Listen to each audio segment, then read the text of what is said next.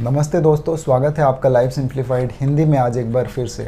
आज के इस वीडियो में मैं बात करने वाला हूँ एक ऐसी किताब की जिसका प्रभाव मेरी ज़िंदगी पर काफ़ी हद तक पड़ा है, और एक ऐसे व्यक्ति की जिसके किताबों को पढ़ के और जिनकी जीवनी के बारे में पढ़ के मेरी जो सोच है वो काफ़ी हद तक बदल चुकी थी। मेरा जो माइंड है वो काफ़ी खुल गया था और एक बहुत ही इंडिपेंडेंट तरीके से मेरा दिमाग सोचने लगा है। तो दोस्तों, आज मैं बात करने वाला हूँ जे कृष्णमूर्ति की और उनकी ये किताब फ्रीडम फ्रॉम द नोन के बारे में। दोस्तों, अगर आप जे कृष्णमूर्ति को नहीं जानते तो मैं उनके बारे में थोड़ा बहुत कुछ बताना चाहता हूँ। दोस्तों, जिड्डू कृष्णमूर्ति का जन्म 11 मई 1985 में हुआ था, साउथ इंडिया के एक छोटे से शहर में आप कह सकते हैं, जिसका नाम मदनापल्ले था। और बहुत ही छोटी उम्र में इन्हें आइडेंटिफाई कर लिया गया था थियोसॉफिकल सोसाइटी के द्वारा, और एनी बेसेंट जो कि वहाँ की प्रेसिडेंट थी थियोसॉफिकल सोसाइटी की, उन्होंने जिड्डू कृष्णमूर्ति को अडॉप्ट कर लिया था।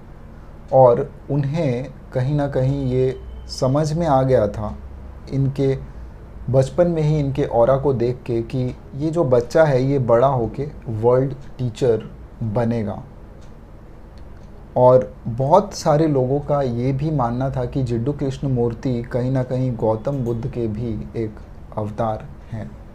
तो एक ऐसी पर्सनैलिटी जिसका जन्म इस धरती पे इसीलिए हुआ ताकि वो हम सभी लोगों को ये टीच कर सके, ये बता सके कि आखिर लाइफ का पर्पस है क्या, हमें अपने जीवन को, एक इंसान को अपने जीवन को कैसे जीना चाहिए, और सबसे बड़ी बात ये कि एक ह्यूमन बीइंग को किस प्रकार से सोचना चाहिए। क्योंकि हम जो बीइंग्स है इस धरती पे, हम कोई ऐसे वैसे बीइंग्स नहीं हैं, हम कोई नॉर्मल जानवर जंतु नहीं हैं।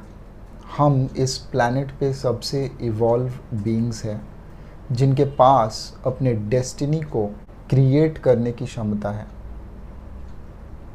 जिनके पास ये चॉइस है कि वो अपने जीवन को किस तरीके से आगे ले जाना चाहते हैं, और हमारा जीवन उसी तरीके से अनफोल्ड होता है जिस तरीके से हम उसे करना चाहते हैं, जाने या अनजाने में।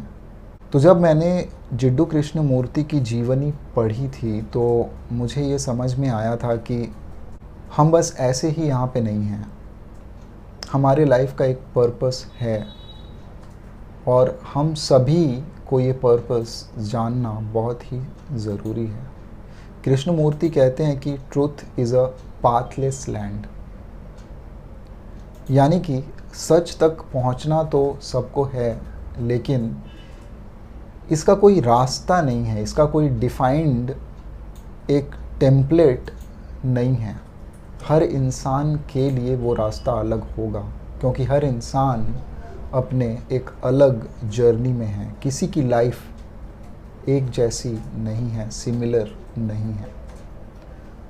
और दोस्तों, इस किताब में फ्रीडम फ्रॉम द नोन में जिड्डू कृष्णमूर्ति ने स्टेप बाय स्टेप हमें ये समझाने की कोशिश की है कि हमें किस प्रकार से सोचना है, हमें किस प्रकार से इस समाज के जो रूढ़ियाँ हैं उनसे डील करना है।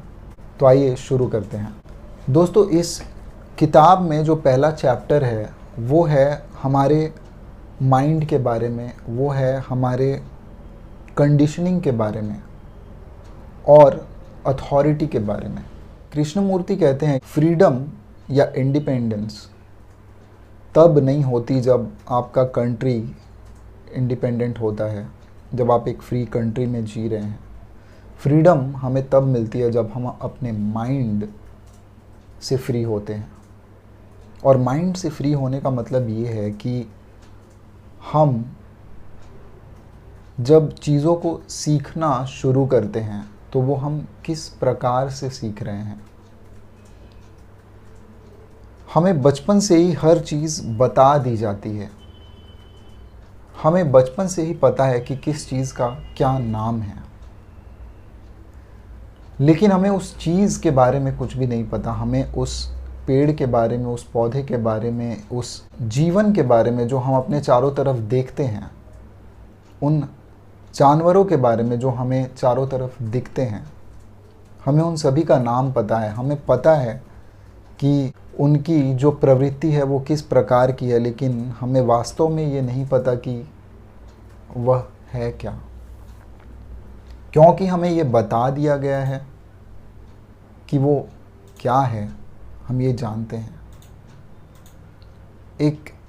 अगर आप किसी भी एक पेड़ को देखें, तो जब आप उस पेड़ को देखते हैं, मान लें कि वो एक बरगद का पेड़ है, और जब आप उस पेड़ को देख रहे हैं तो आपके दिमाग में पहले क्या आता है? क्या आप उस पेड़ को डायरेक्टली देख पाते हैं, या आपके दिमाग में सबसे पहले उसका नाम आता है जो आपको पहले से बता दिया गया है, और तब आप उस नाम से उस पेड़ को आइडेंटिफाई करते हैं? आप एक्चुअली में और रियलिटी में उस पेड़ को नहीं जानते, और ये जानना बहुत ही मुश्किल है आपके लिए, क्योंकि जब तक आप उस पेड़ के साथ समय व्यतीत नहीं करेंगे, आप उसे छुएंगे नहीं, उसे महसूस नहीं करेंगे, तब तक आप समझ नहीं पाएंगे कि वो है क्या। क्योंकि उसके और आपके बीच में एक फ़िल्टर है जो सोसाइटी ने आपको दिया है, और वो फ़िल्टर है उसके आइडेंटिफिकेशन का।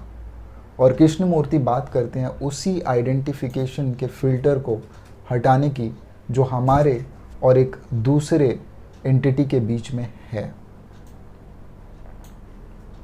और यहीं पे कृष्णमूर्ति सारी अथॉरिटी को डिनाई करते हैं। दूसरे चैप्टर में कृष्णमूर्ति बात करते हैं सेल्फ के बारे में और अपने आप को जानने के बारे में।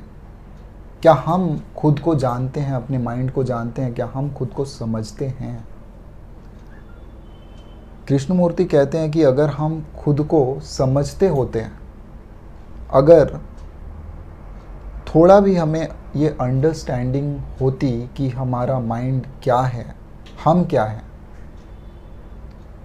तो शायद इस दुनिया में डिसएग्रीमेंट्स ना होती, शायद इस दुनिया में वॉर्स ना होती, शायद इस दुनिया में धर्म के नाम पे जो हेट्रेड है वो ना होती। तीसरे चैप्टर में बताया गया है कि कॉन्शियसनेस क्या है, अवेयरनेस क्या है। कृष्णमूर्ति अवेयरनेस पे बहुत ज़्यादा फोकस करते हैं। आप कोई भी टॉक अगर कृष्णमूर्ति की उठा के देख लें, आप उनके कोई किसी भी वीडियो को देख लें यूट्यूब पे, तो आपको यही उनसे सुनने को मिलेगा कि अवेयर रहो। और अवेयर रहने का मतलब क्या है, अवेयरनेस होती क्या है? हमें तो एक्चुअली पता ही नहीं है कि अवेयरनेस होती क्या है। अवेयरनेस के लेवल तक पहुंचने के लिए हमें अपने माइंड को जानना ज़रूरी है। अवेयरनेस का मतलब ये है कि इस मोमेंट में प्रेजेंट रहना, इस नेचर के साथ एक होके रहना। दोस्तों, इस अवेयरनेस को हम तभी समझ पाएंगे जब हम अपने माइंड को समझ पाएंगे, हम अपने माइंड के सेक्शंस को समझ पाएंगे। तभी हमें ये समझ में आएगा कि अवेयरनेस एक्चुअली होती क्या है। जब हमारे माइंड से सारी कंडीशनिंग ख़त्म हो जाती है और सोसाइटी की जो भी कंडीशनिंग है, जो भी हमें मिली है इस सोसाइटी से, वो सारी कंडीशनिंग जब हम क्लेंस कर पाते हैं, तब एक्चुअली हम अवेयर हो पाते हैं, तब एक्चुअली हम चीज़ों को एज इट इज़ देख पाते हैं। और वो कैपेबिलिटी एक एवरेज ह्यूमन बीइंग में अभी नहीं है। तो चैप्टर 4 में कृष्णमूर्ति ने बात की है pursuit of pleasure, desire, perversion by thought, memory, joy. तो यहाँ पे इंसान की जो प्लेज़र की परसूट है, जो हमें जो प्लेजर की अनुभूति होती है किसी भी काम को करने में, उसके बारे में बात किया गया है। हमारे माइंड के परवर्शन के बारे में बात किया गया है। इन सारी चीज़ों में हमारी जो मेमोरी है, हमारी कंडीशनिंग है, ये सारी चीज़ें एक रोल प्ले करती हैं। और कृष्णमूर्ति ने ये बताने की कोशिश की है कि आखिर प्लेजर और जॉय में क्या फ़र्क है। वो छोटी छोटी चीज़ें जो हमें खुशी देती हैं, क्या वो एक्चुअली जॉय है? अगर हम सत्य, चित और आनंद की अनुभूति कर पाएँ तो ये जो छोटे छोटे प्लेजर्स हैं, हम इनके पीछे भागेंगे नहीं। चैप्टर 5 में कृष्णमूर्ति बात करते हैं फियर की। फियर एक ऐसी चीज़ है जो हमें पूरे जीवन, हमारे जितनी भी क्रियाएं हैं उनको संचालित करती है। फियर एक डर, एक ऐसा चीज़ है जो इंसानों में भरा हुआ है। हम बहुत ही इनसिक्योर प्राणी हैं। हमें फ्यूचर का डर लगा रहता है, हमें आज का डर लगा रहता है। हम इतनी इनसिक्योरिटी में जीते हैं कि ये डर हमारे जीवन से जाता ही नहीं है, और इस डर के वजह से सारी समस्याएं होती है। इस डर के वजह से एंगर होता है, इस डर के वजह से एंग्जाइटी होती है, और इस डर के वजह से सारे वॉर्स होते हैं। और हर एस्पेक्ट में लाइफ के ये डर हमारे हैं। और इस डर से हम कैसे फ्री हो सकते हैं? क्या हमारा जो इंस्टिंक्ट है वो हमें इस डर से आज़ाद होने देगा? और अगर हमें इस डर से आज़ाद होना है तो वो हम कैसे कर पाएंगे? उसके बाद कृष्णमूर्ति ने बात की है वायलेंस की। वायलेंस आखिर होता क्या है? यानी कि हिंसा। क्या हिंसा सिर्फ वही चीज़ है जो हम फिज़िकली किसी के ऊपर करते हैं? नहीं, हिंसा हमारे साथ बचपन से होते आई है और वो सोसाइटी हमारे साथ करती है। अगर मेंटली हम कहीं ना कहीं परेशान हैं सोसाइटी की वजह से, रूढ़ियों की वजह से, तो वो भी एक तरह की हिंसा है। और वॉयलेंस के कॉन्सेप्ट को यहाँ पे कृष्णमूर्ति ने बहुत ही अच्छे तरीके से एक्सप्लेन किया है। दोस्तों, चैप्टर 9 में कृष्णमूर्ति बात करते हैं सॉरो की और डेथ की। डेथ एक ऐसी चीज़ है जिसके बारे में हम कभी बात नहीं करते, ना ही हम कभी सोचते हैं। और कहीं ना कहीं बहुत सारे लोगों को तो यही लगता है कि, और वो अपनी ज़िंदगी ऐसे जीते हैं मानो कि वो कभी मरने वाले नहीं हैं, और वो चाहते हैं कि वो इटर्निटी तक की प्रिपरेशन इस लाइफ में कर लें। क्या ये पॉसिबल है? हमारा एक निर्धारित समय है इस शरीर में, और वो समय कभी ना कभी ख़त्म होगा ही, आज नहीं तो कल। लेकिन हम इस बारे में सोचते नहीं हैं। हम कहीं ना कहीं सेल्फिश हो जाते हैं इस आइडेंटिटी से, इस फिज़िकल आइडेंटिटी से अपने आप को जोड़ के हम सब कुछ भूल जाते हैं, और हमें लगता है कि ये हमेशा के लिए है, ये कभी ख़त्म नहीं होगा। और यहीं पे हमें ज़रूरत है सोचने की डेथ के बारे में। आखिर सॉरो क्या है, दुख क्या है, डेथ क्या है?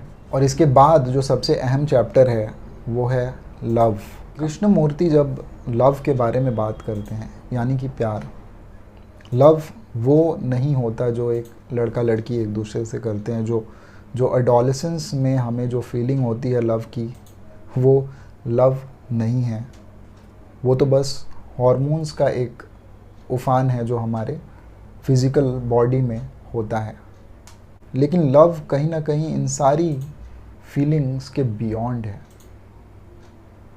अगर असली प्यार की अनुभूति आपको करनी है तो आपको उस डिवाइन फ्रैगमेंट से एक होना पड़ेगा, और तभी आप समझ पाएंगे कि लव क्या है। फिर आपके मन में किसी के लिए हेट्रेड होगी नहीं। फिर आप किसी भी व्यक्ति या किसी भी बीइंग के लिए हेट्रेड फील नहीं करेंगे। ऐसा भी होगा कि अगर कोई आपसे गुस्से में बात भी करे, कोई आपको गाली भी दे दे, तब भी अगर आप के अंदर प्यार है और आप प्यार से भरे हुए हैं तो आपको उस इंसान के लिए प्यार ही आएगा। और इस चैप्टर में कृष्णमूर्ति ने प्यार के इस कॉन्सेप्ट को बहुत ही खूबसूरती से समझाने की कोशिश की है। तो यही सारी चीज़ें हैं इस किताब में। मैं सारी चैप्टर्स के बारे में नहीं बताना चाहता, क्योंकि मैं चाहता हूँ कि आप इस किताब को उठाएं और ख़ुद पढ़ें, क्योंकि ये किताब अगर आपको समझ में आ गई तो हो सकता है कि आपकी जो सोचने की जो दशा है और दिशा है वो पूरी तरीके से बदल जाएगी। और जब आपका थॉट प्रोसेस चेंज हो जाएगा तो मन में बहुत सारे ऐसे शैकल्स होते हैं जो टूट जाएंगे।